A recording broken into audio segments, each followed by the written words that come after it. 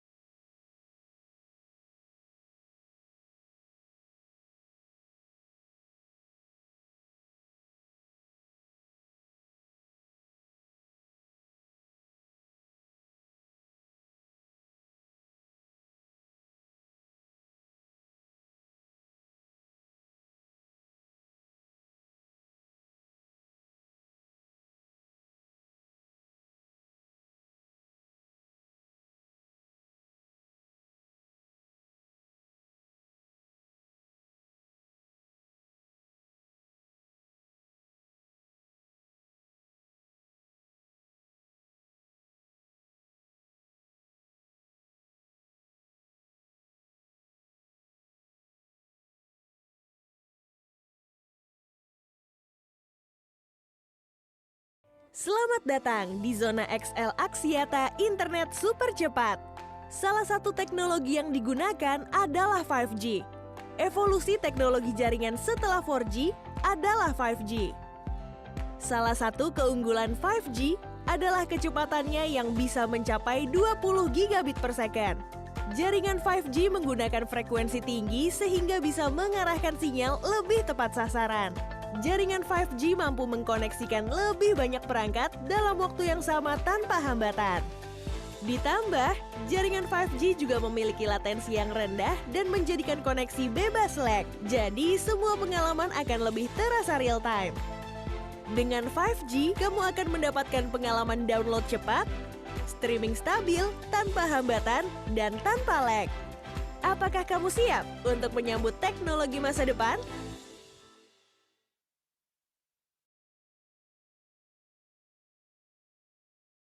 Writing's not that easy, but Grammarly can help. This sentence is grammatically correct. Di sini. Sekarang kita coba aja. Bakal dapet. Dia juga jalan ya.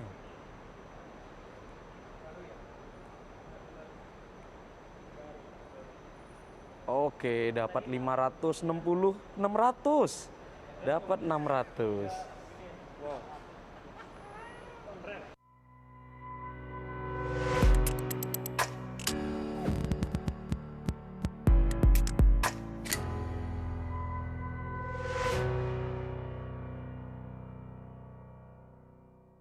Yes, itu adalah speed yang saya dapatkan pada saat melakukan speed test jaringan 5G yang ada di Indonesia. Kebetulan saya coba di Terminal 3 Soekarno-Hatta, Jakarta. Serta saya nyoba lagi, sekali lagi, di Grapari Pemuda, Surabaya. Karena ya kebetulan saya tinggalnya di Surabaya. Dan speed test yang saya lakukan hasilnya seperti ini. Mungkin pertanyaan yang terlintas di pemikiran kalian adalah, apakah nantinya jaringan 5G itu akan segini semua kecepatannya? Kemudian lokasinya di mana aja, lalu apakah semua handphone yang ada embel-embel 5G sekarang ini bisa digunakan? Kemudian, apakah ada syarat tertentu untuk bisa mengganti jaringan 5G seperti kita harus menukar SIM card?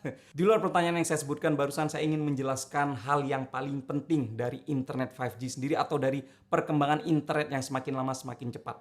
Yaitu, bagaimana internet ini bisa mempengaruhi hidup kita.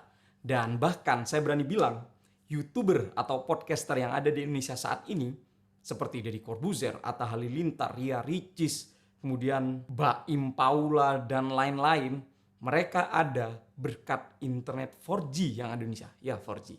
Untuk itu saya akan agak tarik sedikit sejarah internet yang ada di Indonesia. 3G pertama diluncurkan tahun 2006 oleh Telkomsel. Dilanjutkan 4G yang diluncurkan tahun 2014. Tahun 2014, pengguna internet di Indonesia berada di angka 88,1 juta. Ini saya anggap saja pengguna 3G. Padahal harusnya lebih banyak pengguna internet kantor dan rumah. Pengguna 3G pada mobile device pasti lebih sedikit lagi jumlahnya. Tahun 2015, tepatnya bulan Maret, launching 4G Telkomsel di Surabaya. 6 tahun kemudian, yaitu tahun 2021 atau awal tahun ini, tahukah kalian berapa pengguna internet di Indonesia? 202,6 juta. 6 tahun peningkatannya dari angka 88 juta ke 202 juta itu super luar biasa. Lalu apa hubungan jaringan internet 4G dengan peningkatan pengguna internet? Banyak sekali. Karena kebutuhan internet makin tinggi serta pengguna yang makin banyak, hal ini memicu para penyedia layanan internet atau dalam hal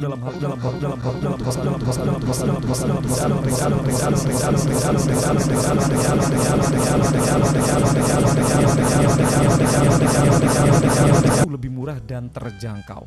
Dulu mana ada pakai data Rp10.000 dapat 1 GB. Dulu mana ada wifi unlimited di rumah-rumah dengan harga terjangkau.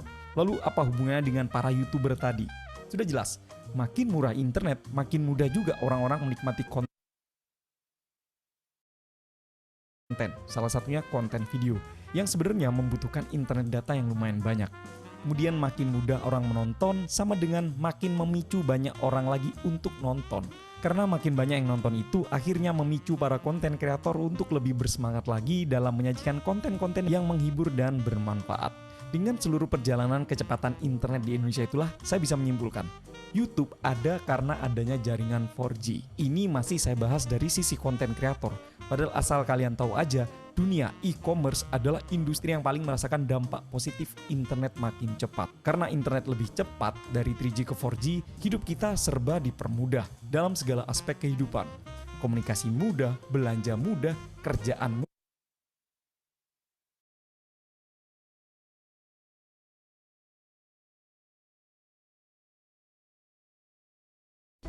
At DigitalOcean,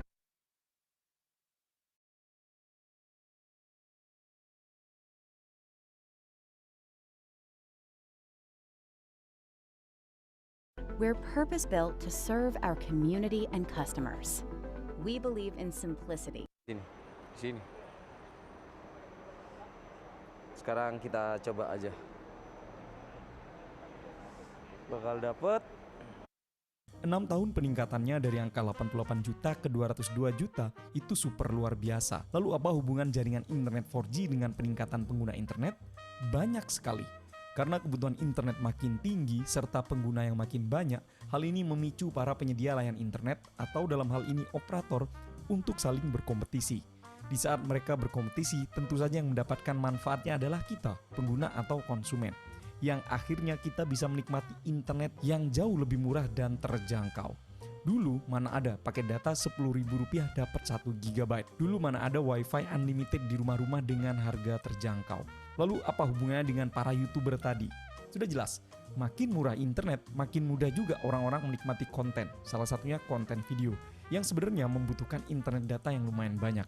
Kemudian makin mudah orang menonton sama dengan makin memicu banyak orang lagi untuk nonton. Karena makin banyak yang nonton itu akhirnya memicu para konten kreator untuk lebih bersemangat lagi dalam menyajikan konten-konten yang menghibur dan bermanfaat. Dengan seluruh perjalanan kecepatan internet di Indonesia itulah saya bisa menyimpulkan, YouTube ada karena adanya jaringan 4G. Ini masih saya bahas dari sisi konten kreator. Padahal asal kalian tahu aja, dunia e-commerce adalah industri yang paling merasakan dampak positif internet makin cepat. Karena internet lebih cepat dari 3G ke 4G, hidup kita serba dipermudah dalam segala aspek kehidupan. Komunikasi mudah, belanja mudah, kerjaan mudah, beli makanan mudah, dan seterusnya. Jadi kalian bisa kebayangkan, seandainya misal Deddy Corbuzier, Atta Halilintar, Rafathar, dan lain-lain, mereka mengupload video di YouTube rutin sehari 2 kali atau bahkan sehari 5 kali, kalau nguploadnya itu di tahun 2013, ya jelas mereka tidak akan mendapatkan view juta-jutaan kayak sekarang. Kenapa? Ya karena yang nonton nggak sebanyak sekarang. Internet zaman dulu, tahun itu 2013-an mungkin ya, itu lebih mahal dibanding internet sekarang. Wifi sekarang ada di mana-mana dan unlimited dan gratis di kafe-kafe juga ada. Dan sekarang, Juni 2021 kita memasuki era baru. Jaringan 5G akhirnya diperkenalkan di Indonesia dan lagi-lagi oleh Telkomsel. Jujur hal yang paling menyenangkan buat saya adalah mencoba sebuah teknologi baru. Dan kalau misalnya kalian sudah cek Instagram saya beberapa hari yang lalu, semingguan yang lalu lah mungkin, saya sempat posting tentang sebuah teknologi yang benar-benar baru meluncur akhirnya di Indonesia akhirnya, yaitu adalah teknologi 5G. Akhirnya secara resmi ya, Indonesia punya teknologi 5G yang dimulai dari Telkomsel terlebih dahulu. Oke, Assalamualaikum warahmatullahi wabarakatuh. Selamat sore. Sore, Pak. Waalaikumsalam, Pak. Videonya tadi bisa ketonton? Bisa, Pak. Baik. Itu tadi banyakkan iklan ya. Jadi saya tidak di-endorse siapapun, juga tidak disponsori siapapun. Saya cuma ingin menampilkan bahwa di Indonesia sudah ada 5G. Justru yang pertama kali implement itu Excel. Tapi kayaknya yang pertama kali uji coba, sorry, bukan implement. Yang implement langsung ke Anda, maksudnya ke user itu Telkomsel. Di beberapa gerai Grapari kayaknya juga sudah, Balikpapan saya kalau nggak salah juga ada ya. Jadi kalau ada yang sudah punya handphone 5G bisa ngetes dengan speed test tadi, Anda akan mendapatkan gigabit seperti pakai gigabit Ethernet ya. Speednya tadi kita udah lihat 600-an Mbps. Wow, itu luar biasa sekali kalau buat download nggak ada rasanya lah ibaratnya. Nah, hari ini kita akan lihat ke belakang asal-muasalnya 5G ini dari mana sih kok bisa tiba-tiba menjadi standar atau jadi protokol yang digunakan oleh banyak pihak ya. Maksudnya banyak pihak di sini baik itu pembuat handphone maupun perusahaan yang membuat device yang ada di antena ya, device antenanya ataupun radionya seperti itu, dan juga mungkin core sistemnya. Nah, kita akan lihat perjalanan protokol dari 5G ini ternyata cukup seru ya dilihat. Kalau melihat sejarah mungkin agak-agak boring, tapi sekali lagi kan tadi juga ditampilkan oleh si pembawa acara tadi, si narator, bahwa kalau misalkan kita lihat ke belakang, kita bisa mengambil banyak pelajaran ya. Dalam artian pengguna internet dulu sangat sedikit, internet masih lelet, kemudian kalau YouTuber dulu nggak bisa jadi profesi YouTuber, kenapa? Karena yang nonton juga sedikit. Nah, diharapkan ketika Anda mempelajari sejarah ini, Anda mungkin juga akan lebih aware, lebih menghargai teknologi yang ada sekarang. Jadi 5G ini tidak serta-merta muncul, kita tahu bahwa sebelum adanya 5G ini adanya LTE, dan yang sekarang mungkin Anda menggunakan LTE generasi paling akhir ya, generasi udah paling pojok. Ada yang bilang mungkin di sini kali ya, dari sini ke sana ini 4,5 G. Nah, kemudian dilanjut dengan rilis 15, ini standar yang dikeluarkan oleh 3GPP. Jadi 3GPP ini sebuah konsorsium. Jadi sebuah konsorsium yang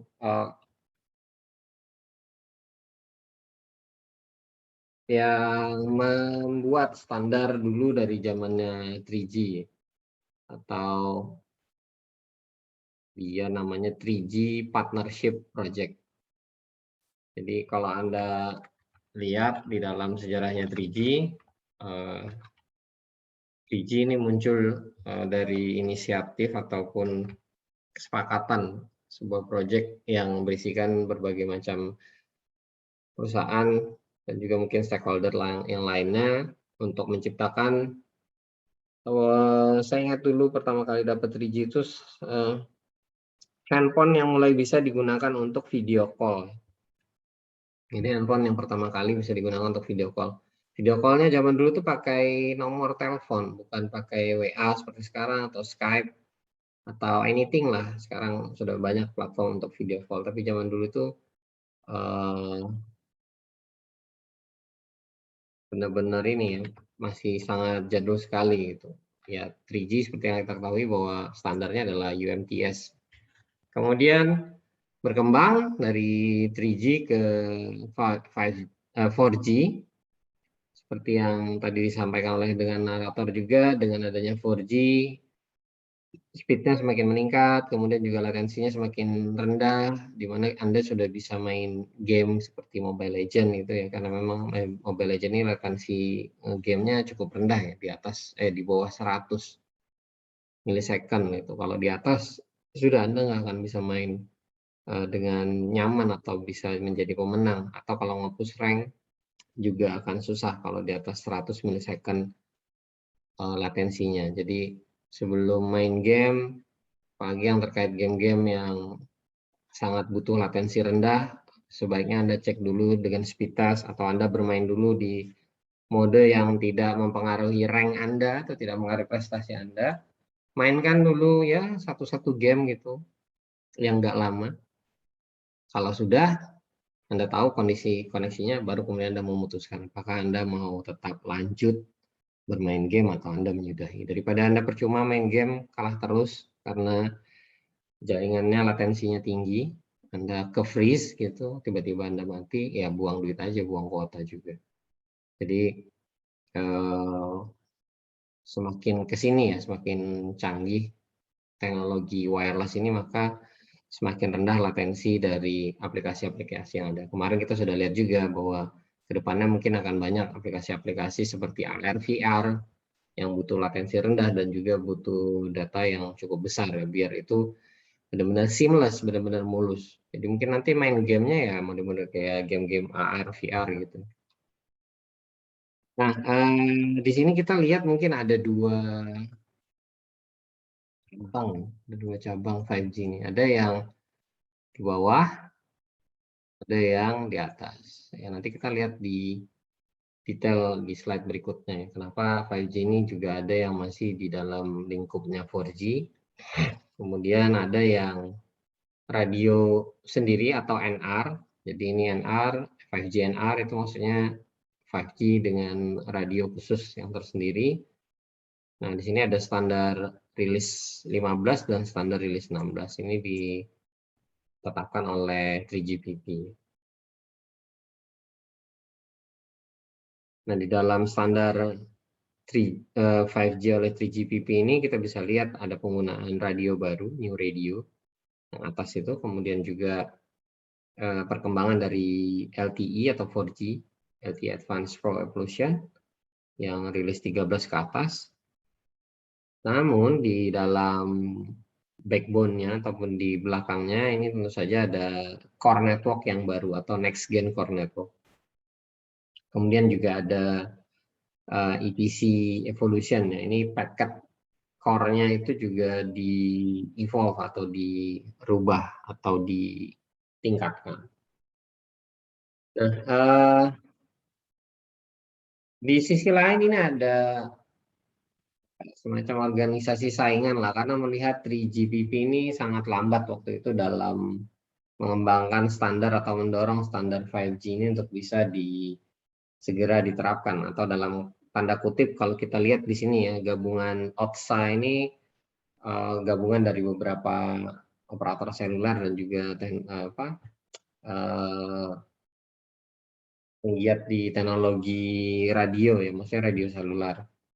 Kita bisa lihat mereka ini sebenarnya tidak puas karena kalau 5G-nya lambat untuk dideliver ke masyarakat, berarti mereka kemungkinan besar juga akan terlambat untuk menerima keuntungan dari situ. Jadi sekali lagi kalau kita lihat di sini, kalau saya melihatnya itu faktor ekonomi sebenarnya. Kenapa muncul ada dalam tanda kutip tadi pesaing, organisasi pesaing yang diberi nama 5G OTSA atau Open Trial Specification Alliance. Ini terdiri dari beberapa perusahaan. Sini mereka mencoba untuk melakukan trial atau uji coba 5G dan juga melakukan pengembangan teknologi 5G secara efisien. Nah, kemudian ada juga operator-operator yang lain pada akhirnya bergabung dengan mereka, dan juga mungkin perusahaan-perusahaan yang terkait dengan tadi teknologi 5G ya, penghasil telepon, penghasil chip, penghasil antena atau radio yang digunakan dalam 5G. Kemudian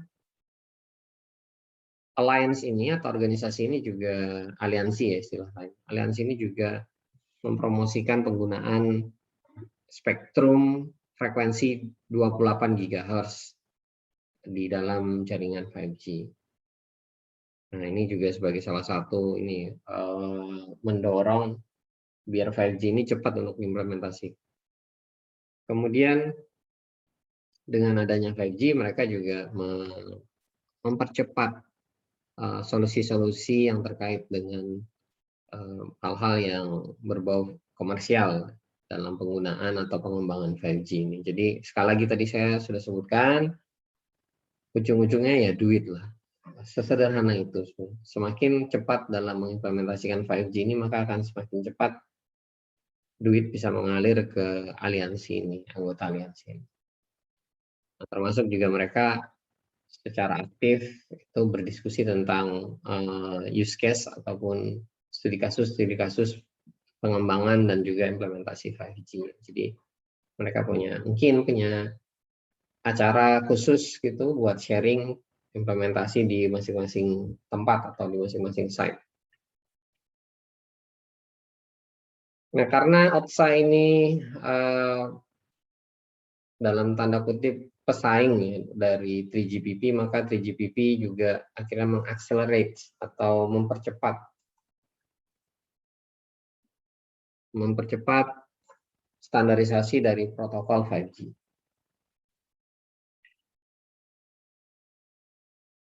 dimulai dari ini rilis 15 di sini. Rilis 15 ini sebenarnya sudah masuk ke 5G. Jadi cut off-nya di sini. Ini 4G. Yang ke sana sudah 5G.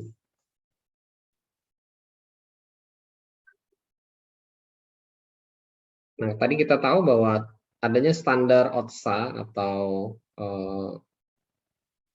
pesaing dari 3GPP dalam membuat standar 5G ini menyebabkan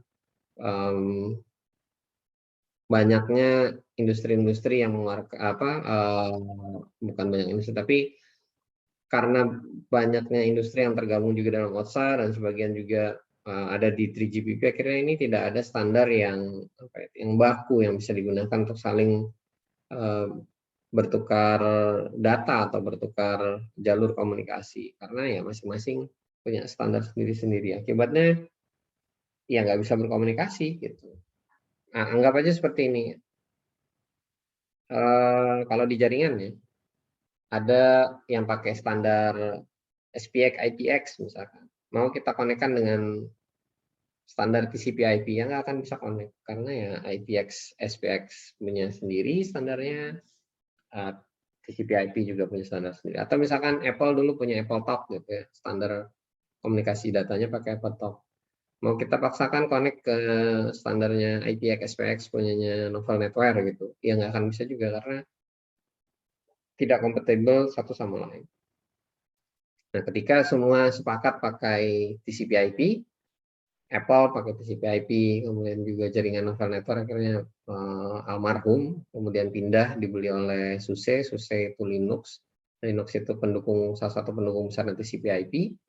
Ya, bisa dibilang akhirnya di SUSE itu pakai TCP/IP. Ya akhirnya dari Linux SUSE bisa connect ke Apple dengan menggunakan TCP/IP. Ke Windows juga bisa connect dengan TCP/IP. Akhirnya semua bisa terkoneksi satu sama lain. Nah, ini yang kemarin, bukan kemarin, ini yang beberapa tahun semenjak kemunculan OTSA ini dikhawatirkan ketika industri-industri tersebut punya standar masing-masing, kemudian juga punya teknologi yang tidak saling terpadu ya satu sama lain, akhirnya 5G ini menjadi tidak bisa terkoneksi satu sama lain atau terkotak-kotak seperti itu. Nah, akhirnya 3GPP ini mempercepat pergerakan untuk menstandarisasikan 5G. Di tahap awal masih dengan menggunakan ya rilis 15 ini pas awal ya, tahap awal ini masih banyak BTS ataupun infrastruktur 4G itu yang di-embed dengan 5G. Jadi kalau kita lihat ya awal-awal ini istilahnya non-standalone NR ya, non-standalone new radio. Jadi nanti kita lihat detailnya seperti apa. Jadi dalam satu BTS itu ada peralatan 4G-nya dan ada peralatan 5G-nya. Nanti kita akan lihat di slide yang berikutnya. Nah, kemudian berikutnya standar ini disempurnakan atau semakin ditingkatkan dengan rilis baru atau fase keduanya ya. 5G fase kedua. Di sini atau kalau kita lihat dalam standar 3GPP-nya rilis 16. Ini sudah yang kemarin kalau kita masih ingat ada 3 tujuan dari 3G itu sudah bisa tercapai. Ada enhanced mobile broadband, artinya kita pakai itu memang benar-benar bisa gigabit, sampai ada yang bilang sampai dengan 20 gigabit target akhirnya, tapi kebanyakan ya untuk sekarang kalau di negara-negara maju mungkin 1 giga ya masih tercapai. Kalau kita di Indonesia mungkin biasanya sih operator-operator seluler itu kalau masih belum ada saingannya, masih sedikit yang pakai, paling digeber di bawah 1 giga lah. Makanya tadi berapa kali dites, nggak heran kalau kita cuma dapat 600, 500 ya. Harusnya targetnya kan ini 1 gigs ya, 1 gigs. Kemudian ada ultra reliable and low latency. Nah, ini kemarin kita juga sudah bahas, ini bisa berguna kalau kita main RVR yang betul-betul realistik, yang seamless, atau kita pakai untuk autonomous vehicle, autonomous car, mobil yang otonomous, yang otomatis semuanya. Nah, ini kita memang perlu ultra reliable and low latency. Kenapa? Karena kalau kita ngebut dengan kecepatan 120 km per jam, kemudian kita baru ngerem dengan menggunakan teknologi 4G, Anda bisa tahu sendiri kan kemarin 3 meter sekian baru mobilnya stop. Kalau dengan 5G, kemarin kita juga sudah lihat hanya 3 cm saja. Itu kalau nggak salah 3 cm ya kemarin. Saya lupa hitungannya. Nggak salah 3 cm itu udah bisa berhenti. Ya, itu amat sangat cepat sekali ya. Low latency banget jaringannya. Kemudian juga kalau kita punya smart city dengan smart sensor yang banyak di suatu lingkungan atau suatu kecamatan atau kelurahan, misalkan sensor yang dipakai untuk listrik, air, atau kualitas udara, kualitas air, maka pastinya dalam 1 km persegi itu akan jumlah sensor yang akan di cover oleh suatu jaringan itu bisa mencapai jutaan. Nah, ini juga penting kalau jaringan itu dimuati oleh banyak device, bisa di request oleh banyak device, itu jaringannya juga harus tangguh. Hanya jaringan 5G yang wireless ya, khususnya yang bisa menampung itu. Makanya 3 tujuan ini selalu melekat di dalam 5G ya, yang ini yang susah untuk ditandingi oleh 4G. Nah, setelah fase 2 ini sukses, kemudian di IMT 2020 ini diluncurkan ya, sebagai standar resmi atau baku dalam implementasi 5G. Jadi sudah tidak ada lagi isu misalkan perangkat Huawei tidak bisa connect ke perangkatnya Motorola atau operator yang lain, misalkan pembuat radio akses atau membuat sistem 5G itu tidak bisa saling terinterkoneksi. Nah, ini nggak ada lagi isu kalau semua mengacu ke standar yang sama, IMT 2020.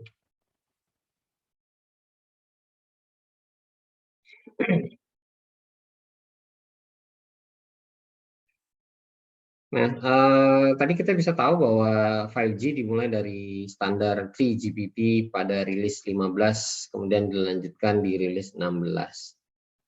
Di mana di rilis 15 ini masih non-standalone ya.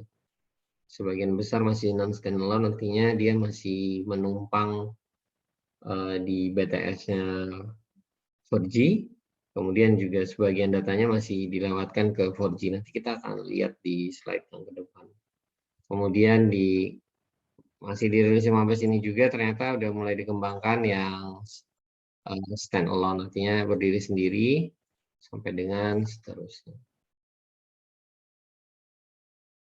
Pada saat rilis ke-15 atau basic version, ini ada beberapa poin penting dalam perkembangan 5G. Yang pertama, pembaruan dalam radio atau new radio ya istilahnya, di mana bentuk gelombangnya ini sudah juga lebih baru, ada istilahnya new waveform.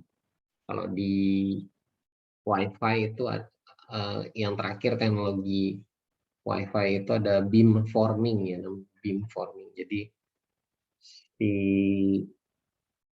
access point itu mampu memodifikasi sinyal itu bagaimana bisa fokus terhadap satu titik tertentu ya, yang sedang terkoneksi saat itu. Walaupun koneksinya banyak ya, dia pasti akan memfokuskan ke tiap titik yang terkonek dengan dia. Nah, ini kalau di Wi-Fi ada yang namanya beamforming.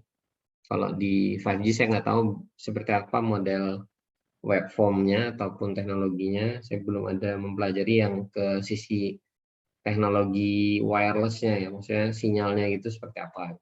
Tapi yang jelas kalau di sini dia menyampaikan bahwa ada bentuk baru dari gelombang radio yang mereka gunakan.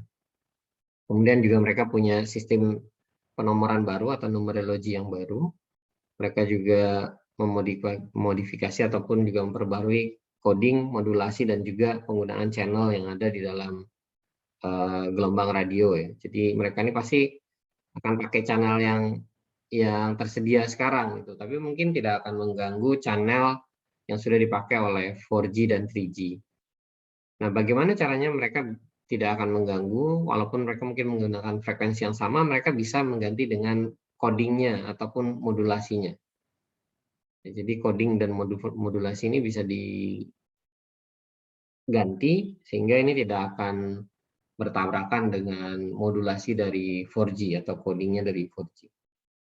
Kemudian kalau Anda mungkin pernah dengar MIMO ya, multiple in, multiple out, ini ada di wireless, Wi-Fi gitu.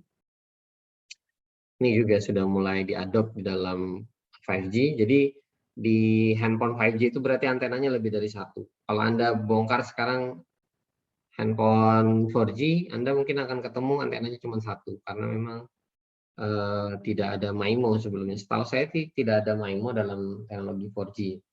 Nah, di 5G ini ada teknologi MIMO yang ini sangat mirip sekali teknologinya yang ada di Wi-Fi. Wi-Fi sekarang ada yang antenanya sampai berapa sih pernah lihat? 12 akses point, antenanya 12. Luar biasa, seperti apa ya? Seperti cagak-cagak gitu ya, kayak tangan gitu menghadap ke atas. Kayak apa ya? Kayak akar gitu loh. Saking banyaknya antena yang digunakan. Yang mungkin dipisah ya, karena 12 mungkin 12 itu mungkin 4 dipakai buat 2,4 GHz, yang 8 lagi dipakai buat 5 GHz ya, mungkin seperti itu. Biasanya pembagiannya sih gitu. Sebagian dipakai buat 2,4, sebagian lagi dipakai buat 5 GHz. Kemudian duplex. Nah, ini juga menarik. Duplex ini dimungkinkan karena ini ya, uplink downlinknya dipisah gitu, beda frekuensi. Duplex juga dimungkinkan kalau pakai frekuensi itu harusnya beda frekuensi, karena sifat alamiah radio, sifat alamiah gelombang elektromagnetik yang digunakan dalam radio itu sebenarnya adalah half duplex. Half duplex itu seperti kita main HT ya. Kalau Anda masih ingat ngebreak atau pakai radio HT gitu, pakai walkie-talkie atau radio CB istilahnya yang lain. Nah, itu sebenarnya half duplex. Radio itu semua prinsipnya adalah half duplex. Tidak boleh ada yang menggunakan frekuensi yang sama, modulasinya sama, codingnya segala macam sama, di waktu yang bersamaan, sehingga harus gantian. Jadi itu prinsip dasarnya radio. Nah, kalau kita mau mencoba full duplex atau flexible duplex ya, di sini kita pisahkan transmit dan receive-nya. TXRX-nya kita pisahkan. Kalau di Mikrotik itu mereka punya teknologi N-stream ya. Mereka bisa pisahkan. Kalau kita punya dua radio, satu radio 2,4 atau dua-duanya boleh, ada dua modul radio 2,4 atau satu 2,4 satu 5 GHz. Kita pakai salah satunya buat TX, satunya buat RX. Nah, itu bisa. Nah, ini juga di 5G juga gitu ya. Kita bisa memisahkan antara TX dan RX. TX ini uplink istilahnya.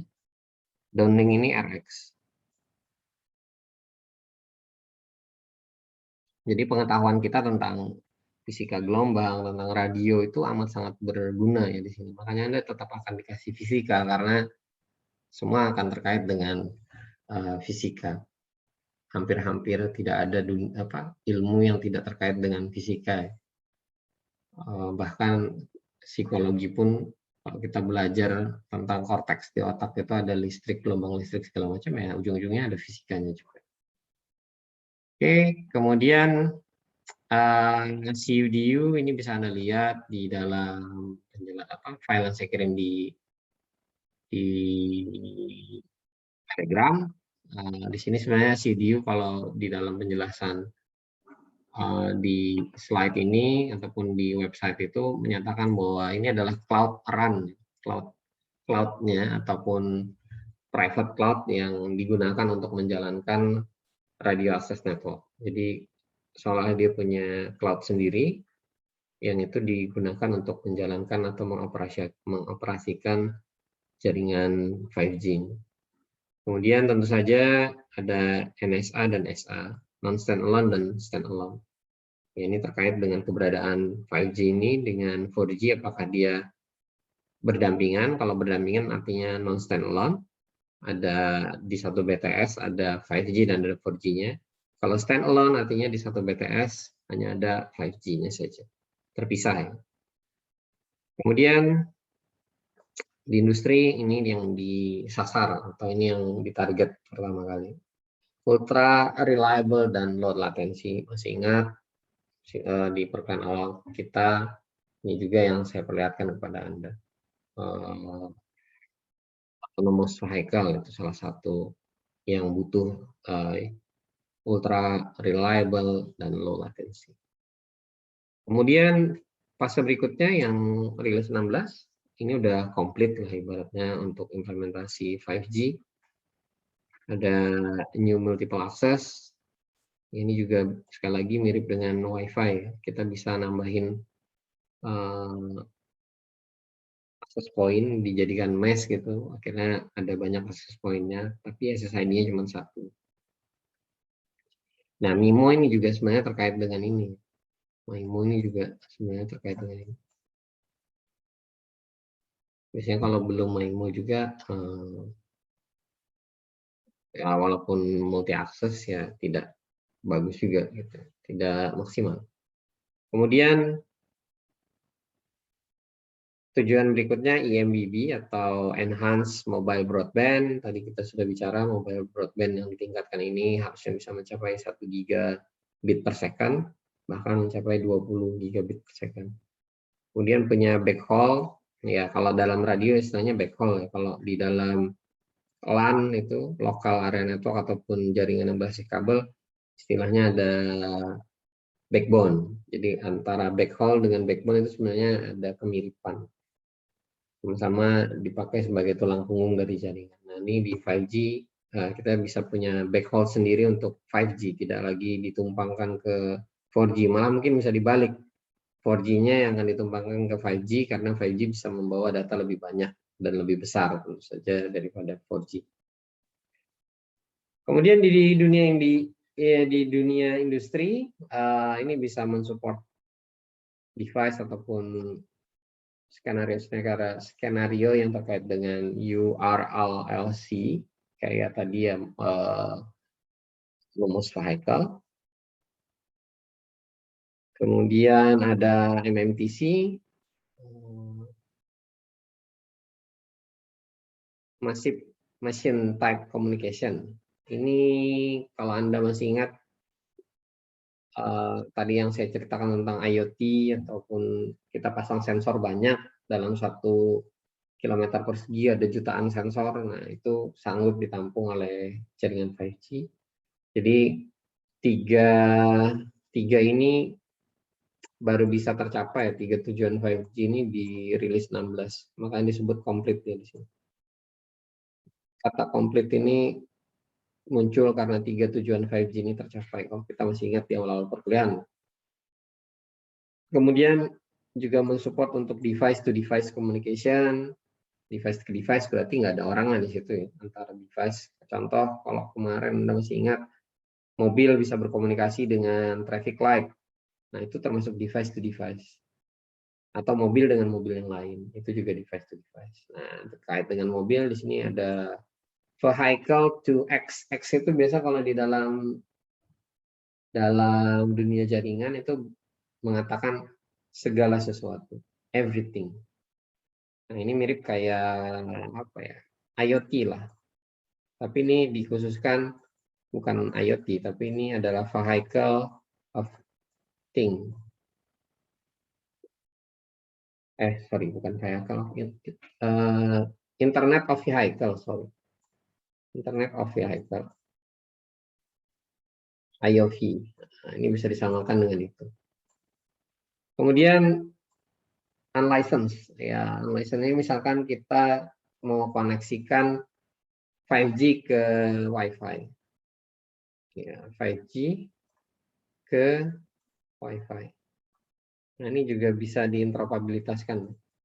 Kenapa bisa kayak gitu ya? Bisa aja kita pakai perangkat 5G yang 2,4 misalkan, atau yang 5 GHz. Ya, ini bisa.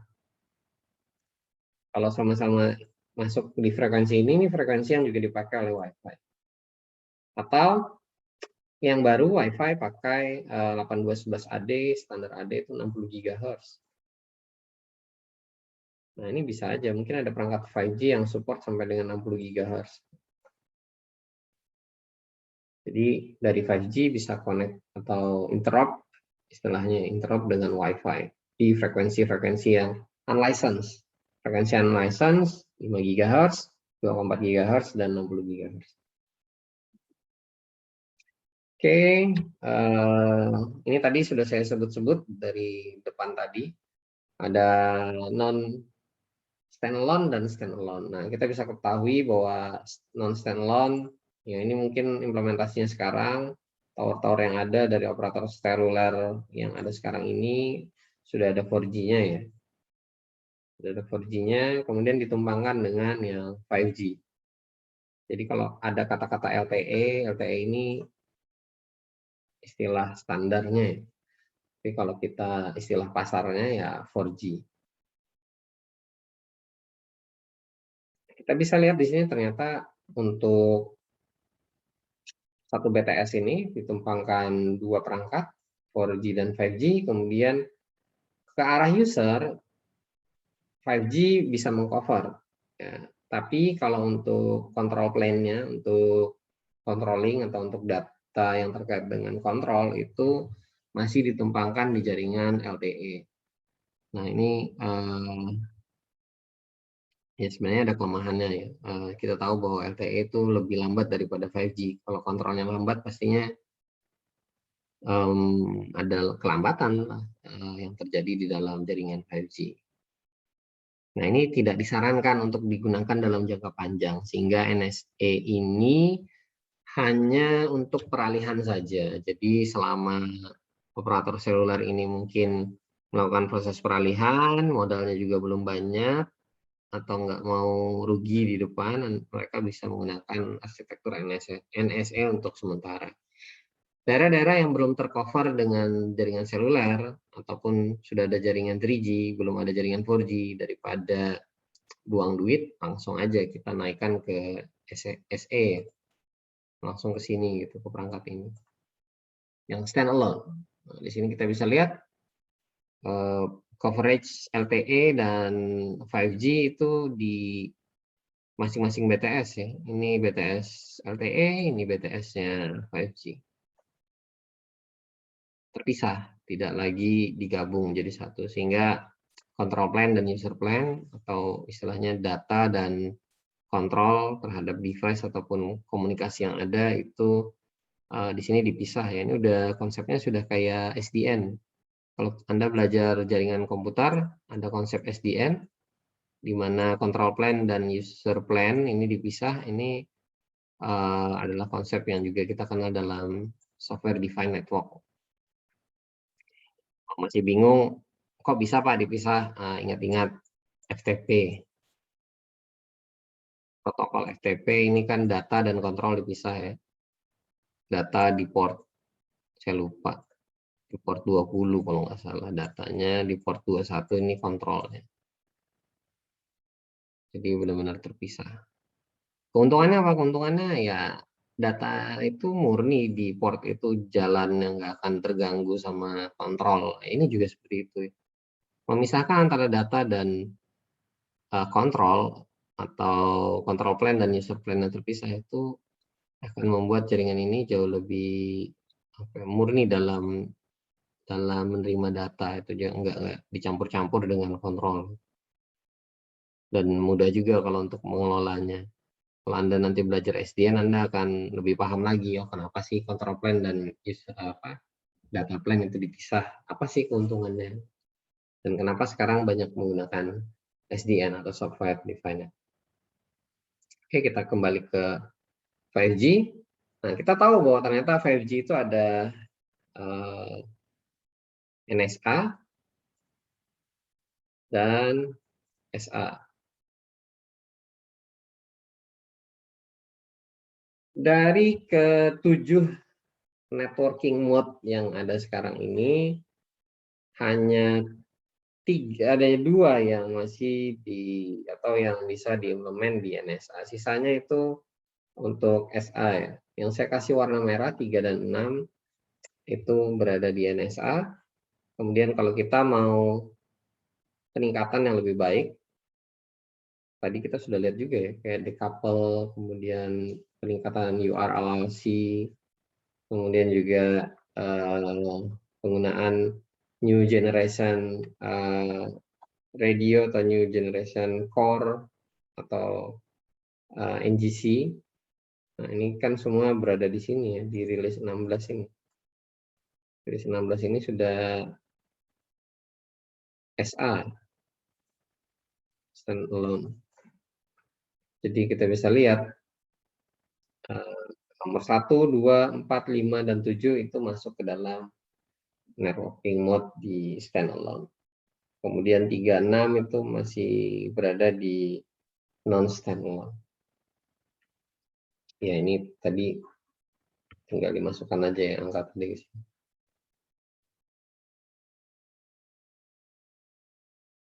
3 dan 6.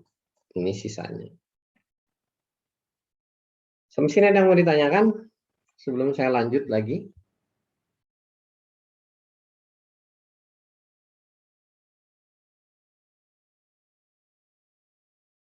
Tidak ada, baik.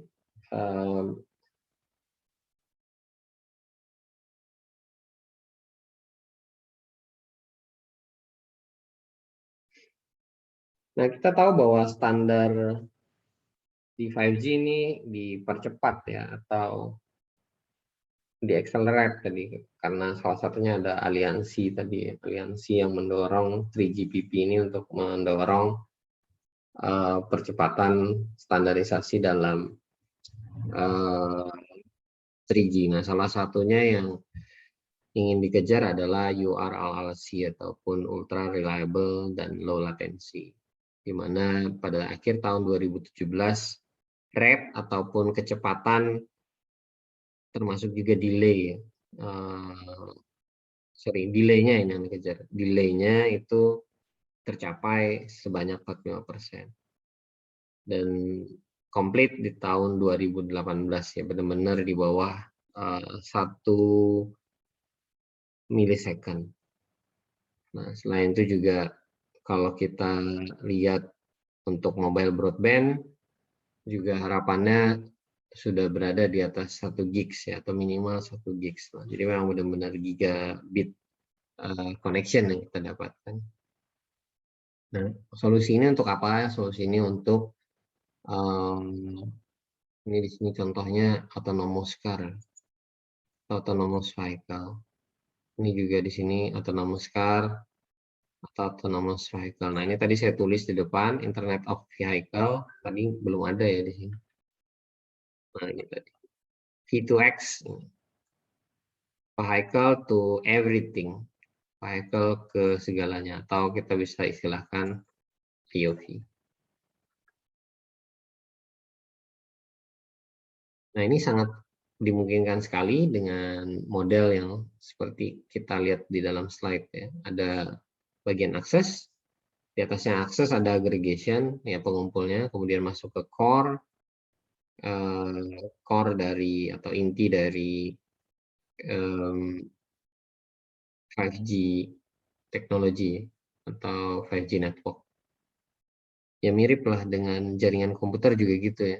Ada core switch, kemudian ada distribution switch, kemudian di ujung ada access switch. Access switch yang ke arah user. Di sini juga akses ini ke arah end user. Akses ini ke arah end user. Selain Internet of Vehicle atau autonomous car atau autonomous vehicle juga dipakai untuk proses manufacturing yang cerdas gitu. Jadi biasanya kalau sudah terkait dengan smart gini, penggunaan AI-nya juga cukup tinggi. Ya, AI ini termasuk di dalamnya deep learning dan machine learning. Nah, AI sendiri tidak akan bisa berdiri pondasinya kalau nggak punya cloud. Jadi AI ini sekarang pastinya sudah perlu cloud semua.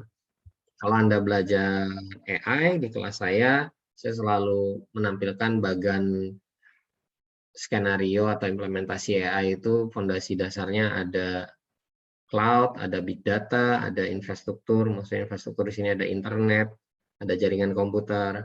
Saya selalu sampaikan ke orang-orang pada saat belajar AI, saya bilang, saya belajarnya dari bawah, saya belajarnya dari infrastruktur.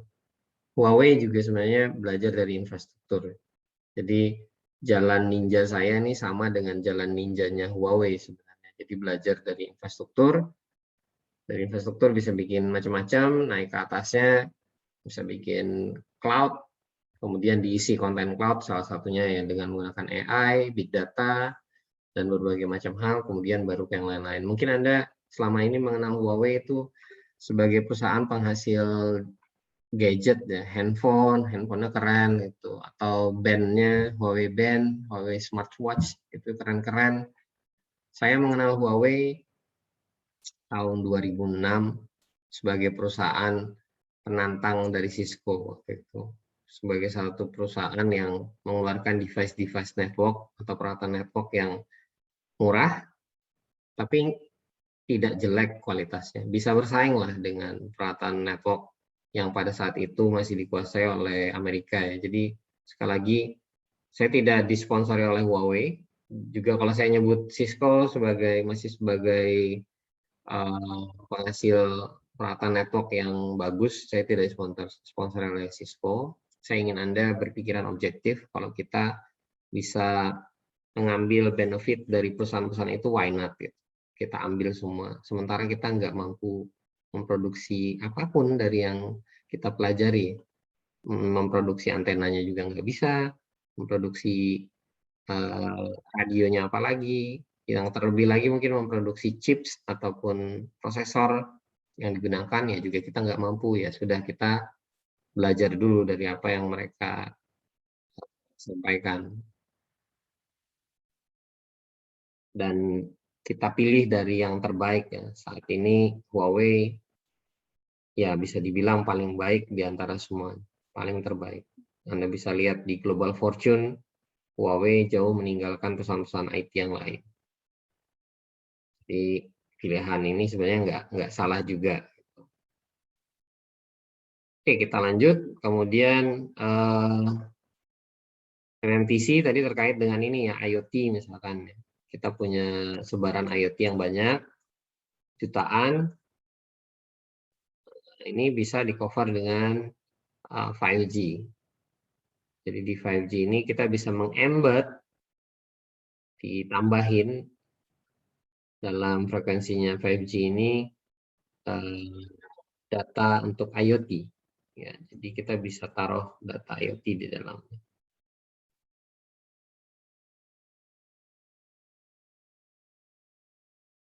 Nah, 5G mungkin tidak akan ikut dalam kancah ini. Ini pemainnya, kalau Anda mungkin pernah dengar LoRa.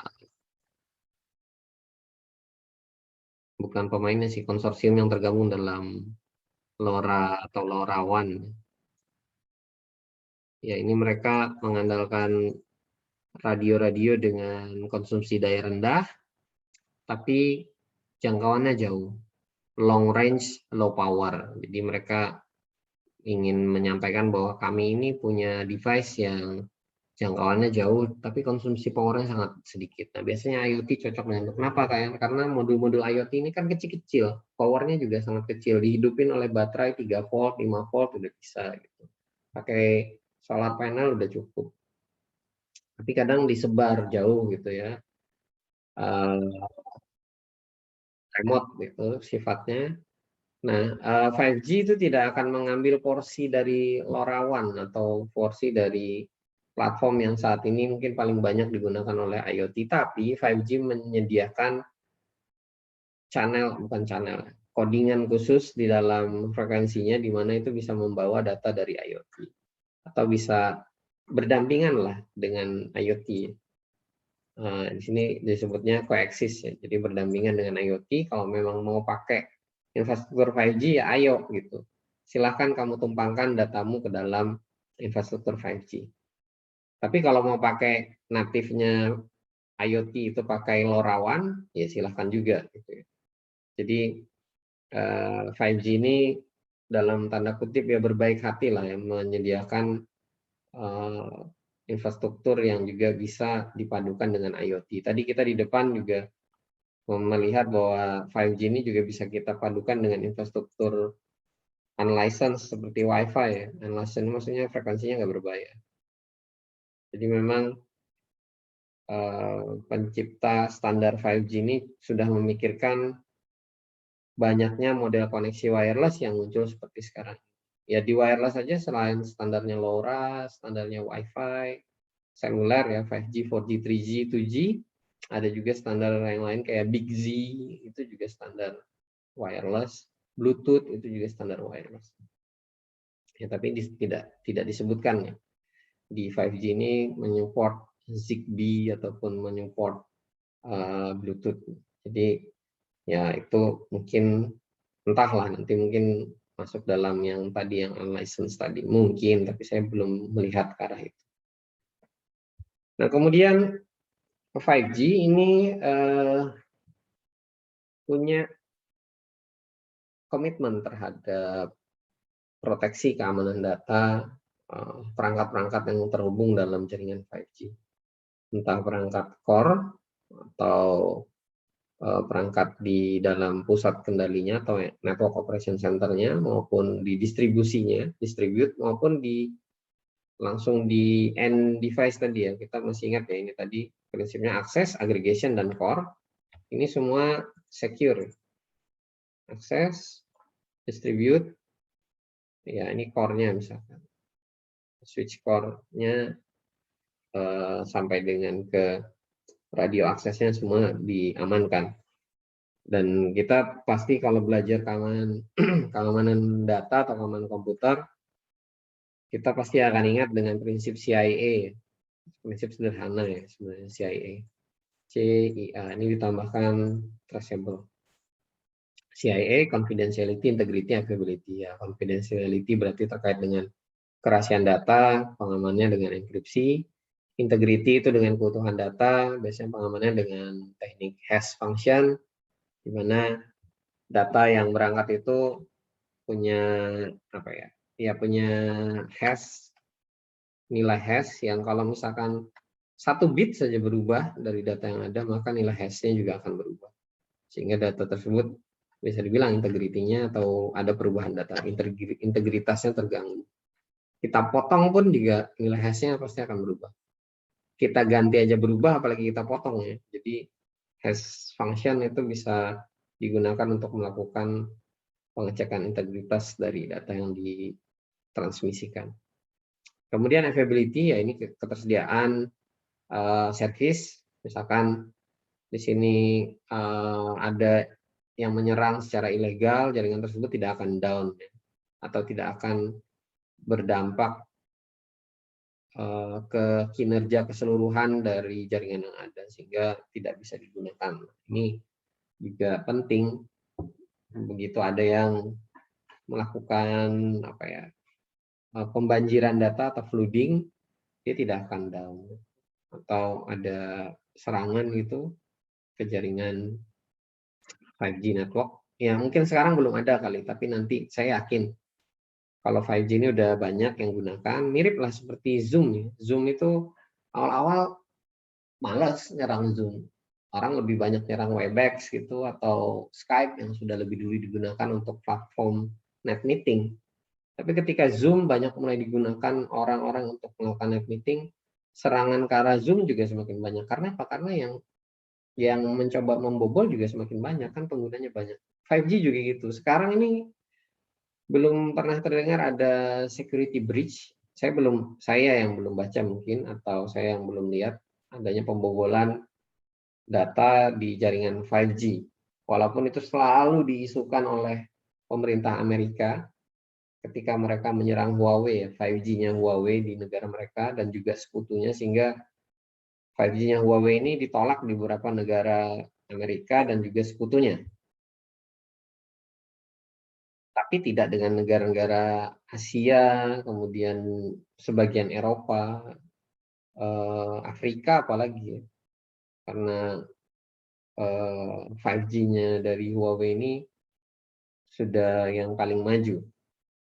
Nah, nanti di tanggal 27 September, insya Allah akan ada webinar yang terkait dengan 5G, disampaikan langsung oleh salah satu direktur dari Huawei yang kita undang untuk mengisi acara ulang tahun atau Disnatalis Fakultas Teknik dan juga sekaligus Disnatalisnya Unmul.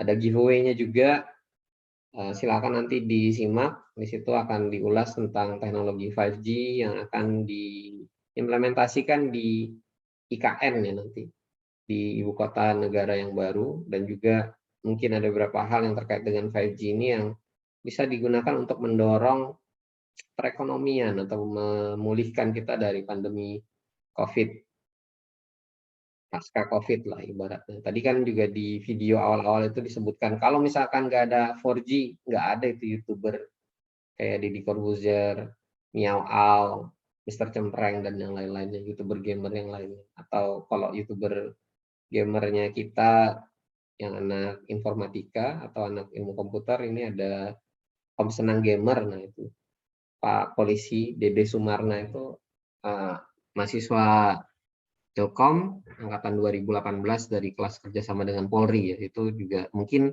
tidak akan seramai sekarang channelnya kalau misalkan tidak ada teknologi 4G. Nah, saya punya keyakinan dengan teknologi 5G itu akan banyak juga peluang-peluang perekonomian yang bisa dibuka, dan itu juga akan membantu kita pulih secara perekonomian. Saya punya keyakinan teknologi itu selalu membawa manfaat ya, atau membawa benefit. Ya kalau saya nggak punya keyakinan seperti itu, ngapain saya jadi pengajar di informatika ya gitu. Jadi Anda juga harusnya seperti itu. Anda belajar di informatika, Anda juga harus punya keyakinan bahwa teknologi yang dibawa di dalam dunia IT itu membawa kemajuan dan membawa kesejahteraan. Oke, terakhir kita lihat perbandingan keamanan dari 5G dan 4G. Seperti yang kita ketahui tadi ya, di NSA, non-standalone, itu masih ada jaringan 4G-nya. Jadi yang ini hanya berlaku di jaringan standalone, hanya di jaringan 5G only. Jadi kalau kita masih pakai 5G yang NSA, maka itu masih mengikut ke sini. Jadi jangan sampai salah, 5G NSA itu masih pakai 128 bit. Nah, 128 bit ini bisa bobol dalam hitungan jam kalau kita menggunakan quantum computer, komputer yang berbasisnya kuantum, quantum computing. Bobol ini, jam-jaman aja selesai. Nah, beda kalau kita tingkatkan dalam 2 kali lipatnya, di 258 bit. Ini pastinya sudah lebih lama. Ya nggak tahu nanti kalau misalkan kuantum komputernya ternyata lebih canggih lagi, lebih kuat lagi kapasitas komputasinya, ya bobol juga 256 bit itu. Ya mungkin bisa ditingkatkan lagi. Wi-Fi saja sudah di atas 256, bisa di atas 256. Kemudian privacy, ya tadi algoritma untuk enkripsi, ini untuk perlindungan data. Ya datanya diacak sederhananya seperti itu. Kemudian untuk kerahasiaan yang terkait dengan IMSI ya. IMSI ini bareng IMEI biasanya. Jadi kalau Anda selama ini cuma kenal namanya IMEI, ada yang namanya IMSI. Oh, udah banyak, udah 56 pesertanya. Oke, saya mau tanya dulu, biar nggak ngantuk. Saya tanya paling atas deh. Ada yang namanya Vicky Pranandika. Vicky ada? Halo? Nggak ada orangnya Vicky? Oke. Hadir Pak. Oke. Panjangannya email apa? Email. Email. Bukan email. Email. Email. Itu yang saya tulis di slide di sebelahnya IMSI itu. Ini loh. IMEI. Tahu IMEI kan?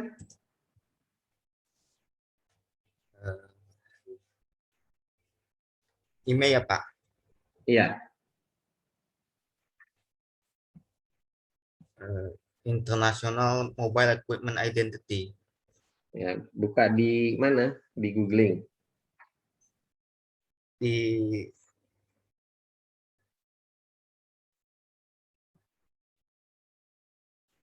Halo, ada orang lengkap nggak sih?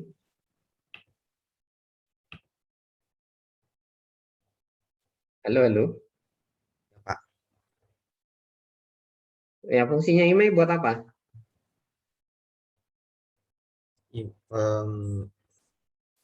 Kok saya Pak ini itu Ini yang ramai kemarin sempat ini. jadi isu nasional kalau IMEI-nya tidak terdaftar di mana Kominfo apa Desperindak gitu, Indakop itu nggak bisa dipakai handphonenya kan IMEI itu. Kalau IMEI-nya tidak terdaftar, handphonenya nggak bisa dipakai. Buat apa IMEI? Biar handphonenya bisa dipakai Pak, kan tadi Bapak bilang. Ada konsep. Buat apa?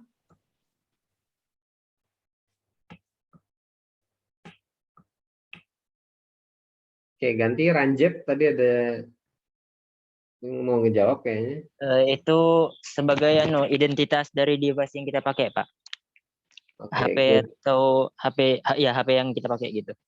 Oke, good. Jadi IMEI, IMSI ini sama ya sebagai identitas dari handphone yang kita pakai atau device yang kita pakai. Dua-duanya ini identifier. Itulah kenapa kalau kita kehilangan nomor handphone itu nggak masalah ya. Kita misalkan SIM card-nya kita cabut-cabut tiba-tiba hilang atau mungkin entah kemana gitu. Nah kita pasangin lagi SIM card yang lain ya nggak masalah karena SIM card itu tidak ada identitas aslinya sebenarnya, tapi hanya nomor belakang. Nah Anda diidentifikasi juga dengan menggunakan IMEI dan IMSI ini. Jadi kalau di dalam generasi sebelumnya, generasi 4G, IMSI ini dikirim dalam bentuk plain text. Artinya apa? Kalau misalkan ini datanya di sniff orang, diintip orang akan dapat IMSI ataupun IMEI Anda. Bocor lah, ketahuan gitu ya. Tapi kalau kita pakai 5G, ini di-encrypt. Jadi orang yang dapat IMSI ataupun IMEI kita atau informasi apapun dari handphone kita itu sudah dalam bentuk terenkripsi. Nah, berikutnya ini juga mungkin sering Anda perhatikan ya kalau Anda buka WhatsApp. Di WhatsApp itu sering ada tulisan end-to-end encryption. Nah, ini sebenarnya end-to-end protection. Nah, ya, sama aja dengan end-to-end encryption. Masalah ini tidak terjadi kalau kita menggunakan 4G ya. 4G ini kalau kita bawa, misalkan saya ke luar negeri, kemudian roaming, kemudian saya menggunakan operator yang ada di situ gitu. Misalkan saya ke Vietnam, ada apa ya di waktu di Vietnam? Lupa saya. Telco-Viet atau apa gitu. Atau kalau misalkan saya di Arab Saudi gitu, saya pakai Telkomsel, kemudian connect-nya ke Etihad misalkan atau ke STC. Di Arab Saudi kadang ada jaringan yang mirip logonya dengan apa itu? Dengan dulu ada operator, saya lupa ada operator yang sama kalau logonya dengan STC di Indonesia. Nah, misalkan saya pakai Telkomsel roaming ke STC, STC bisa melihat data saya karena dia tidak end-to-end encryption-nya. Jadi begitu saya pindah roaming misalnya di sini, ini dari Indonesia nelpon saya atau ngirim data, saya dialihkan ya. Tadinya direct dialihkan dulu ke STC, baru ke saya lagi di Arab, misalkan saya ditelepon orang tua saya. Kamu sudah selesai sholat belum? Ditanyain gitu ya. Saya bilang, oh saya barusan di Masjidil Haram sholat. Nah data saya di STC itu tidak end-to-end. End-to-end-nya itu cuma dari Indonesia di sini sampai ke STC-nya saja. Sedangkan dari STC-nya ke arah saya itu enggak. Jadi di sini bolong sudah datang. Dengan adanya teknologi 5G ini, proteksinya end to end. Jadi kayak Anda pakai WhatsApp, Anda sering lihat kan di WhatsApp itu ada tulisan, kalau Anda baru pertama kali pakai WhatsApp, nomor Anda connect ke nomor teman Anda, ada tulisan di situ bahwa koneksi Anda diamankan dengan koneksi Anda secara end to end telah diamankan oleh WhatsApp. Nah, kalau saya sih nggak percaya, karena WhatsApp sudah dibeli oleh Facebook. Itulah kenapa saya lebih prefer pakai Telegram, karena Telegram ini benar-benar free, benar-benar tidak ada terkait dengan vendor manapun, dan memang privacy dihargai di Telegram. Itulah kenapa Telegram salah satunya yang tidak boleh masuk ke Cina. Jadi kalau Anda pakai Telegram di Cina, yang percuma, diblok, nggak boleh. Jadi semua traffic di Cina itu diawasi oleh pemerintahan sebenarnya. Nggak, ya percuma aja mau pakai end to end seperti ini. Traffic kita pasti juga akan tersniffing. Ya saya sih tidak menyalahkan itu. Itu hak negaranya mereka. Di Indonesia juga harusnya begitu. Semua komunikasi yang ada di setiap warga negara Indonesia ini harusnya diawasi oleh pemerintah. Karena apa? Karena bisa aja dari sekian juta 280 juta jiwa Indonesia ini ada aja 1-2 yang mungkin berbuat jahat, itu bisa menyebabkan meninggalnya yang sisanya ya. Kalau misalkan ada 10 orang di 280 juta itu, mungkin 10 orang itu bisa menyebabkan jutaan nyawa melayang gitu, atau ratusan atau puluhan. Teroris misalkan meledakkan pesawat terbang, atau teroris meledakkan sebuah gedung ya. Kalau misalkan itu tidak disadap, komunikasi mereka tidak diketahui, ya kejadian akhirnya. Tapi kalau sudah ketahuan duluan kan bisa diantisipasi. Nah itulah mengapa saya selama itu koridornya negara ya, itu sah-sah saja. Jadi negara tahu jalur komunikasi yang digunakan oleh warganya atau masyarakatnya atau siapa saja lah yang ada dalam yurisdiksi negara tersebut, maka itu sah saja gitu, sebagai salah satu bentuk ketahanan dan keamanan suatu negara. Kemudian ada juga perlindungan user plan ya. Tadi kita ingat user plan tadi yang ke arah kita pengguna ke handphone, ada pengamanan khusus, di sini sebutnya anti alter. Ini mengamankan kita sebagai pengguna ya, termasuk sebenarnya end device tadi ya, end to end tadi. Kalau kita pakai handphone itu juga end to end. Ini akan membuat kita akan jauh lebih aman dalam menggunakan device, sehingga kita tidak perlu khawatir device kita ini di tengah jalan ya, antara handphone kita dan BTS misalkan. Ada man in the middle attack-nya gitu, atau ada yang mau menyerang kita di tengah. Nah ini juga sudah diamankan dalam jaringan 5G. Oke, mungkin itu yang bisa saya sampaikan untuk pertemuan kali ini. Ada yang ingin ditanyakan?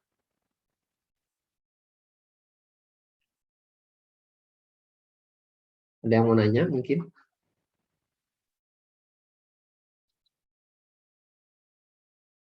Kalau tidak ada yang mau nanya, ini Muhammad Gafur kayaknya mau nanya, atau memang sengaja unmute?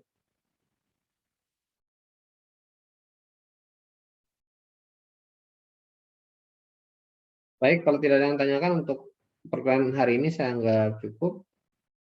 Saya ucapkan terima kasih. Assalamualaikum warahmatullahi wabarakatuh. Selamat sore. Waalaikumsalam warahmatullahi wabarakatuh. Waalaikumsalam. Sore, Pak. Waalaikumsalam warahmatullahi wabarakatuh. Terima kasih, Pak.